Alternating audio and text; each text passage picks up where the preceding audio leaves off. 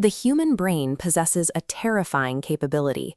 Under the right biological conditions, it can convince us that family members have been replaced by imposters. This was the reality for Arthur. He was a young man who survived a near-fatal car accident, eventually waking from a coma with his memory and his cognitive intellect perfectly intact. But the recovery took a chilling turn the moment his parents entered his hospital room. Arthur recognized their faces, their voices, and their history, yet he insisted they were exact duplicates who had stolen the identities of his real family. Arthur remained articulate and intelligent. He could debate philosophy, solve complex equations, and navigate social etiquette with the same sharp reasoning he possessed before the crash.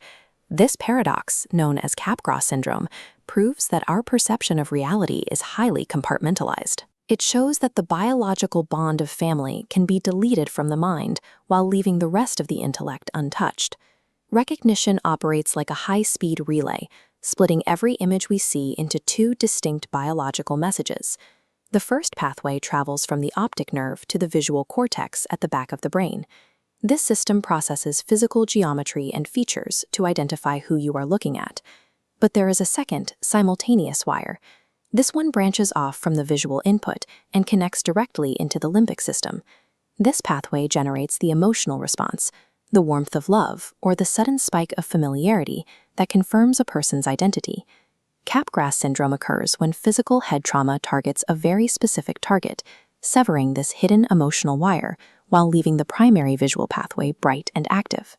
Neurologists proved this disconnect using galvanic skin response testing, which measures the sweat on a patient's palms to gauge emotional arousal. When a typical person sees a loved one, the data spikes. When a Capgras patient sees the same face, the data flatlines. Biological recognition requires both inputs. Identifying the geometric shape of a mother's face is meaningless if the brain cannot biologically feel her. When the mind is fed two conflicting streams of biological data, it initiates an automatic search for a narrative that can bridge the error. Arthur's brain was trapped in a logic loop. His visual center reported that the person in the room was his mother, but his emotional center registered a total void.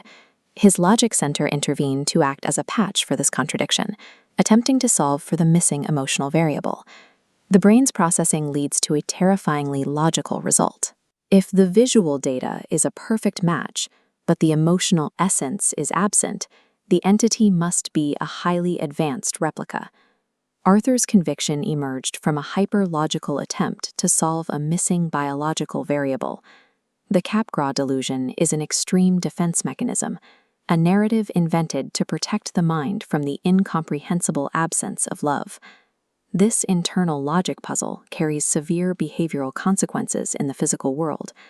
Believing that family members are robotic duplicates forces the patient into a state of perceived self-defense. To them, they are surrounded by imposters in their own home. In one documented case, a patient decapitated his stepfather.